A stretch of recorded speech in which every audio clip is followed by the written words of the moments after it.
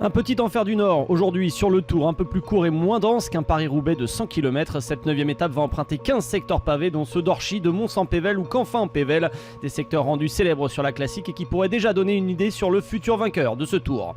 Deux scénarios pour cette étape, des seconds couteaux qui s'échappent et des favoris qui se surveillent, ou bien quelques gros bras sur pavé qui font rapidement exploser la course. Les 5 derniers vainqueurs de l'enfer du Nord sont présents. Au départ, de quoi imaginer la seconde option. Avant d'éclaircir le scénario de cette étape, le début est extrêmement nerveux, quelques escarmouches à l'avant et après seulement 8 km, une chute intervient au cœur du peloton. Parmi les coureurs touchés, Richie Porte, comme l'an passé, l'Australien est contraint à l'abandon sur la 9e étape. Cette fois, c'est la clavicule qui est touchée, premier abandon de marque sur ce Tour 2018. Rapidement, un groupe se détache à l'avant avec 10 coureurs, 3 Direct Energy, Cousin, Godin et Calmejane, mais aussi Thomas De Gendt, Omar Fraile ou encore Nicolas Hédé. Côté favori, le poissard de ce début d'étape, c'est Romain Bardet, 2 crevaisons et 2 changements de vélo. Le Français passe beaucoup de temps à chasser pour revenir sur le peloton et lâche beaucoup d'influx et d'énergie.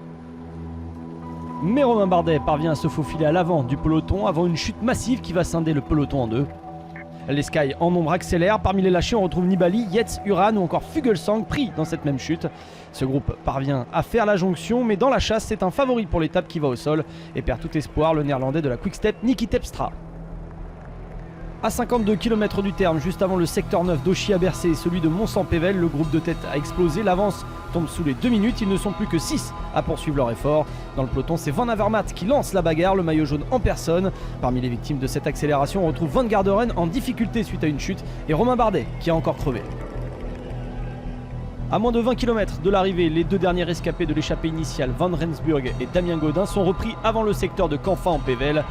Pris dans une chute, Landa est retardé, Uran lui a plus de difficultés et perd énormément de terrain sur les favoris. Le bon coup part à 16 km de l'arrivée avec deux Belges, Yves Lampert et Greg Van Avermaet. John Degenkolb, l'allemand de la Trek Segafredo, leur emboîte le pas. Les trois hommes ne seront jamais rejoints dans le peloton des favoris. Après avoir tenté d'attaquer, Bardet est encore retardé par une crevaison mais pourra revenir sur le groupe avant la ligne. Pour le sprint à 3, les Belges tentent de surprendre Degenkolb qui mène le groupe dans le dernier kilomètre. Mais à 200 mètres de la ligne, Degenkolb place son accélération et s'impose pour la première fois sur le Tour. Van Avermaet est deuxième, Lampard troisième.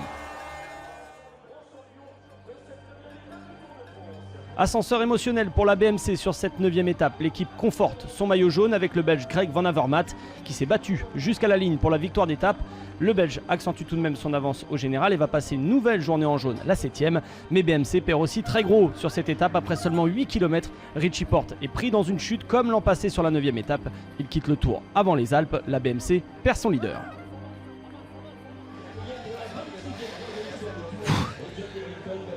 C'est du pur bonheur. Vraiment un pur bonheur.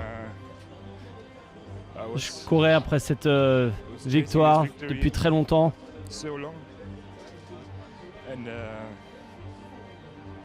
C'est dur de décrire ce que je ressens. Tout le monde pensait que j'étais fini après l'accident et que je ne reviendrais jamais. Et là je me suis dit non, je ne suis pas fini. Je dois encore prendre une grosse victoire. John Degenkolb s'impose enfin sur le Tour après 6 deuxièmes places. 5 Belges sont dans le top 10, notamment Yves Lampert, le champion de Belgique qui finit 3e. Au général, Van Avermaet a désormais plus de 40 secondes d'avance sur Geraint Thomas et 44 sur Philippe Gilbert. Valverde se replace 5e, Froome, Yates et Landa sont enfin dans le top 10. Après la journée de repos ce lundi, le peloton va prendre de l'altitude mardi. Premier volet du triptyque alpestre avec une arrivée au Grand Bornand. 158 km et 4 cols à avaler, le col de la Croix-Frie et le plateau des Glières en début d'étape. Attention, au sommet de ce plateau inédit sur le Tour, un passage sur une route non goudronnée.